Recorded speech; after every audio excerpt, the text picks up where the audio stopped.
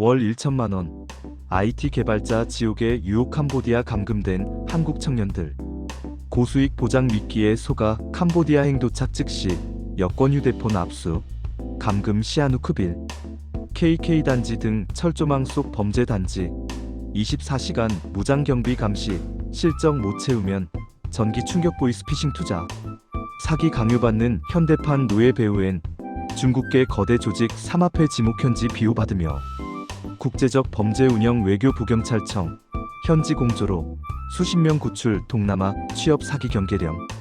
최근 캄보디아 시아누크빌과 같은 특정 지역을 거점으로 한 대규모 국제 취업 사기 및 인신매매형 범죄가 수면 위로 드러나면서 한국 사회에 큰 충격을 주고 있다.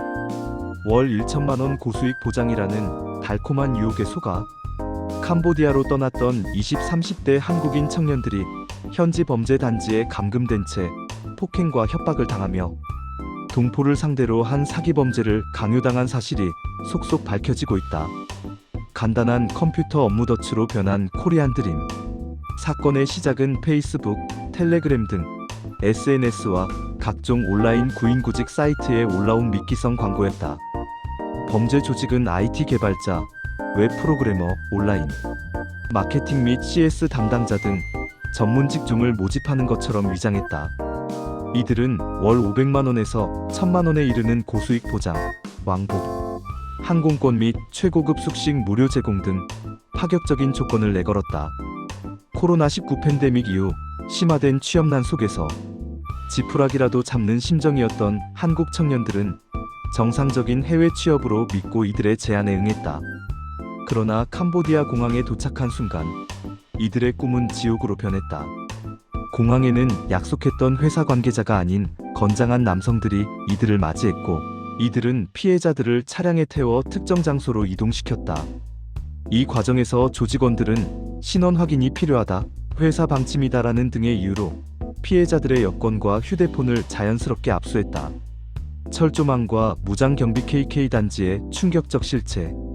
피해자들이 도착한 곳은 캄보디아 남부 항구 도시 시아누크빌 등에 위치한 KK 단지. KK 캄플렉스, 중국성 등으로 불리는 거대한 복합 단지였다.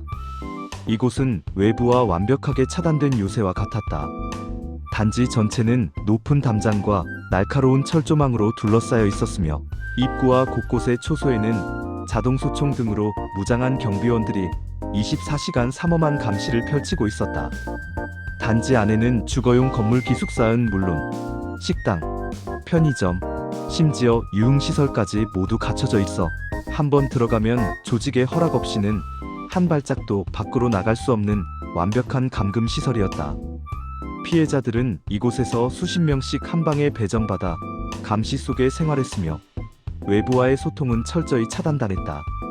한국인을 상대로 사기 철합 피해자가 가해자가 되는 순간 감금된 피해자들에게 주어진 업무는 그들이 지원했던 IT 개발과는 전혀 무관했다.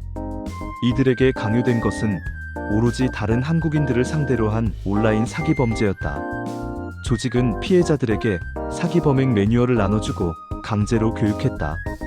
주요 범죄 수법은 검찰 금융감독원 등을 사칭하는 전통적인 보이스피싱, 고수익을 미끼로 주식이나 코인 투자를 유도하는 투자 리딩방, 사기 연애 감정을 악용해 돈을 뜯어내는 로맨스, 스캠 불법 온라인 도박 사이트 홍보 및 운영 등이었다. 조직은 피해자들에게 매일 수천만 원에 달하는 무리한 사기 실적을 할당했다. 만약 할당량을 채우지 못할 경우 피해자들은 상상조차 힘든 가혹행위에 시달려야 했다. 감시자들은 실적이 부진한 피해자들을 상습적으로 폭행했으며 여러 명이 보는 앞에서 모욕을 주거나 며칠씩 굶기는 일도 다반사였다. 심지어 전기 충격기를 이용한 고문까지 자행된 것으로 드러났다. 탈출을 시도하다 적발되면 거액의 몸값을 요구받거나 장기를 팔아버리겠다는 협박과 함께 다른 조직으로 팔려나가는 끔찍한 일을 겪기도 했다. 결국 피해자들은 지옥 같은 폭력에서 벗어나기 위해 또는 언젠가 탈출할 기회를 엿보기 위해 동포를 상대로 한 범죄에 가담할 수밖에 없는 이중의 고통을 겪어야 했다. 배후엔 중국 삼합회 캄보디아 현지 세력 비호 의혹. 이처럼 국경을 넘어 대규모 인력을 동원하고 무장경비까지 갖춘 거대 범죄 단지를 운영하는 배후에는 중국계 거대 범죄 조직, 즉 삼합회가 있는 것으로 강력히 추정된다. 이들 조직은 막대한 검은 자본을 바탕으로 캄보디아를 비롯한 동남아시아 일부 지역에 범죄 단지를 건설했다. 특히 캄보디아 현지 정부 고위층이나 군경 세력의 비호를 받으며 사실상 치외법권 지대처럼 활동하고 있다는 의혹이 짙다. 단지 운영은 매우 조직적으로 이루어졌다. 총책은 중국계 조직이 맡되 피해자 모집과 현장 관리는 국적별로 중간 관리책을 두는 다국적 구조를 띄었다. 실제로 감금된 한국인들을 직접 감시하고 폭행하며 범죄를 독려한 가해자 중에는 일부 한국인 관리자도 포함된 것으로 알려져 더 큰 충격을 안겼다. 정부, 국제공조로 구출작전 달콤한 유혹, 절대 현혹되지 말아야.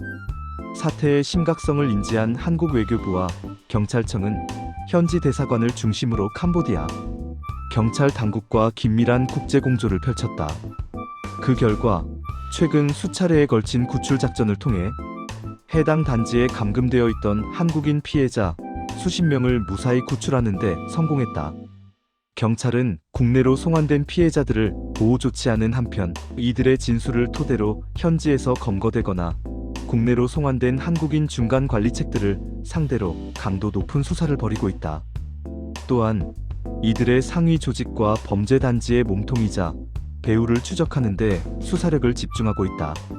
정부 당국 관계자는 동남아시아 지역에서 비정상적으로 높은 수익과 숙식, 제공을 약속하며 접근하는 취업 제한은 명백한 범죄의 함정일 가능성이 매우 높다고 강조하며 어떠한 감언이설에도 절대 현혹되지 말고 의심스러운 경우 즉시 외교부 영사콜센터나 경찰에 신고해달라고 강력히 당부했다.